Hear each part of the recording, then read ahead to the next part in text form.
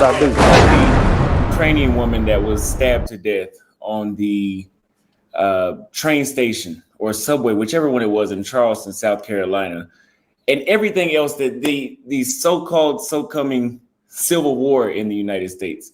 Why all these events are further of a signal that it is time for you to actually consider relocating out of the United States. And today we're going to bring on an attorney that is in the United States, in Texas, and he's going to tell you guys from his perspective, and I'm going to question him on exactly his perspective on why this is a justifiable decision. So if you guys have any super chats, any questions that you would like to send, make sure you super chat or a cash app, because I already have my list of questions that I will ask today's guest, and I will go ahead and bring them up. Mr. Spurling, how are you? I'm good. How are you today? I'm blessed. I'm in paradise. That's a good thing, brother. It's a good thing, man. I want to just thank you for having me on the broadcast, and I also want to congratulate you on just your amazing ascent. I've watched your progression over the past few years, and it's just to see your brilliance emerge before the world stage. I appreciate that, and I think everybody should. So that's all. Kudos to you. Thank you. I appreciate that. I appreciate you noticing that. I'm trying to make the pivot in my content completely. Mm-hmm. Yes, sir. All right. So could you introduce yourself to everybody that doesn't know who you are before we get into the questions? Well, my name is Dennis Spurling. I am I'm an attorney here in the great state of Texas. I'm licensed in several states. My primary area of practice is personal injury, civil litigation. But I guess over the past 8 years, I've been focused on environmental torts. And I actually started off, I wanted to be an environmental lawyer working for the Department of Environmental Quality, EPA. But, things happen, life happens. I'm working on my second marriage. I have 3 sons. I guess I would be considered one of the OG passport bros before it was called a passport bro. I was just fresh out of a marriage, and, having spent most of my life busy with school, I really didn't have a chance to enjoy my time, free time, or money. And so, I did that for a few years. About 10 years.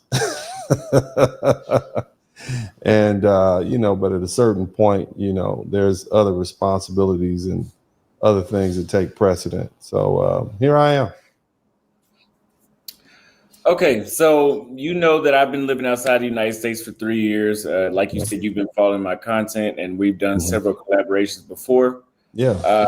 But every year it seems that it gets more and more justifiable, not just to take a trip, but maybe to consider relocating outside the United States, as I have here in Nairobi, Kenya.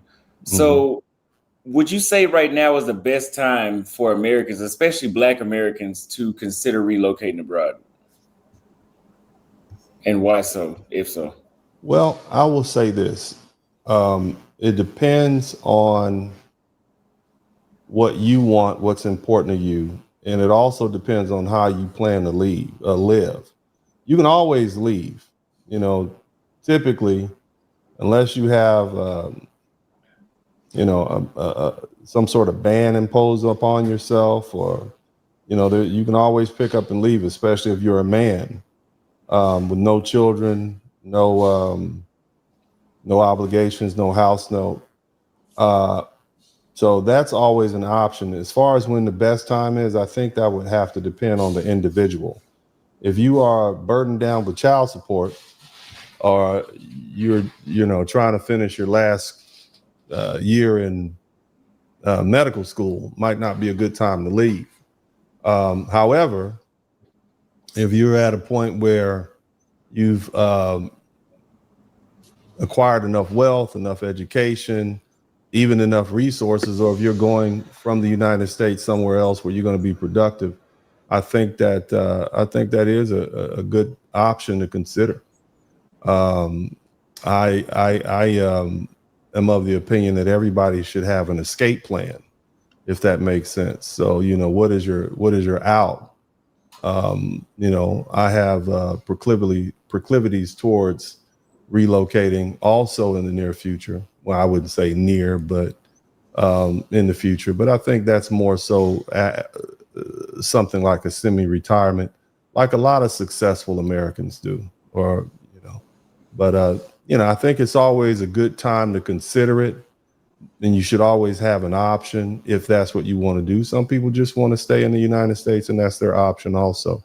But that would be my best answer. There's no one size fits all for every American. Some people don't want to. Some people like the comfort of where they are, and you have to respect that.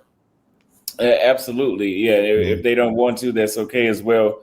So, but some things that you mentioned were like child support, maybe somebody's still in school or they have some sort of obligation that's keeping them in the USA. And that means that those people don't necessarily have their freedom of choice to do, even if they wanted to. So, how would you personally define freedom? And do you think that Americans actually have it compared to people in other nations? Well, my goodness, you got some tough questions here, Austin. Um, Freedom to me is, first of all, freedom from stress, turmoil. It starts in the mind. It's absolutely no freedom, no matter where you are, no matter how much money you have, if you don't have peace of mind and happiness. So freedom starts in your mind. I know a lot of people who relocated to different countries and even different time zones and different zip codes, as we call them here in the United States, and they're still not free. So, I tell people, you have to separate yourself from the persons, places, things, and circumstance that interfere with your peace of mind and happiness. So in my opinion, and I actually wrote about this in my books, Rules to Live By, How to Maintain Peace of Mind and Happiness in a Conflicted World, shameless plug, can be purchased on Amazon.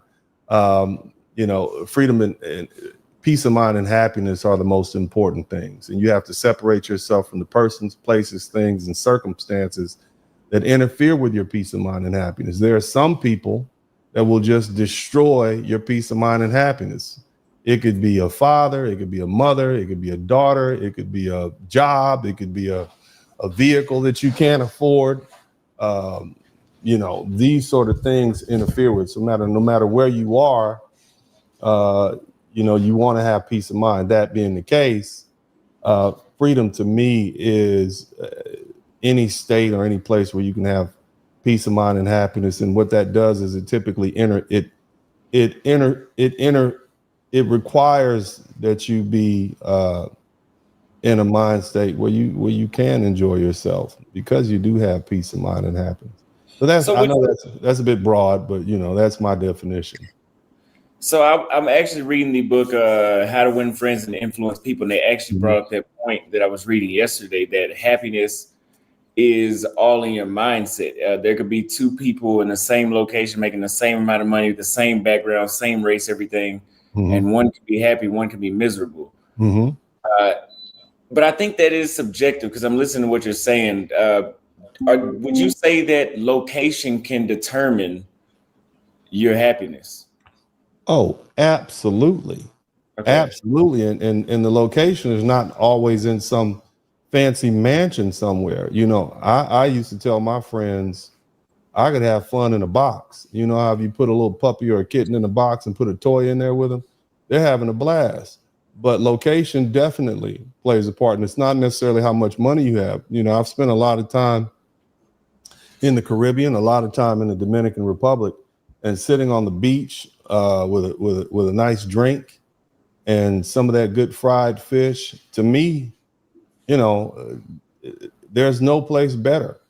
And so, if you find yourself looking out of a 3-story, 4-story apartment complex overlooking a building and in a place or a big city that you don't want to be in, you may have hundreds of thousands of dollars in the bank, maybe millions of dollars in the bank, and you're not you know, you're not content, you're not happy. Yeah, so I would definitely say peace of mind or freedom does play a part.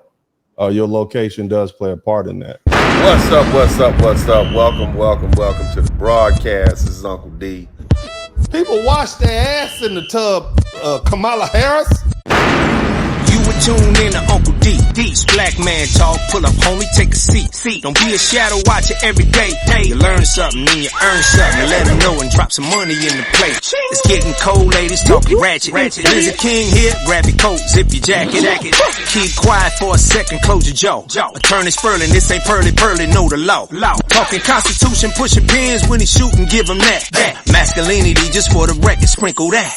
You can keep your cat, gotta cut it. Only cat he rubbing, gotta love it. I call it Holly Buddy. Gotta vote your interest, vote and earn. Presidential, this is for the money that I earn. When you gon' learn, my people, that evil mixed with evil. No matter what you're doing, baby, this ain't equal. Sometimes when you're special, you get hated. The test is for the best, you're damn right, my people made it. Uncle D, Blizzard King, you been served, gotta know this. Now black men out here know we winning, gotta hold it now. Uncle D, you been served, get your notice now. Black men out here know we winning, gotta hold it now. Uncle D, you been served, get your notice now. Black men out here know we winning, gotta hold it now.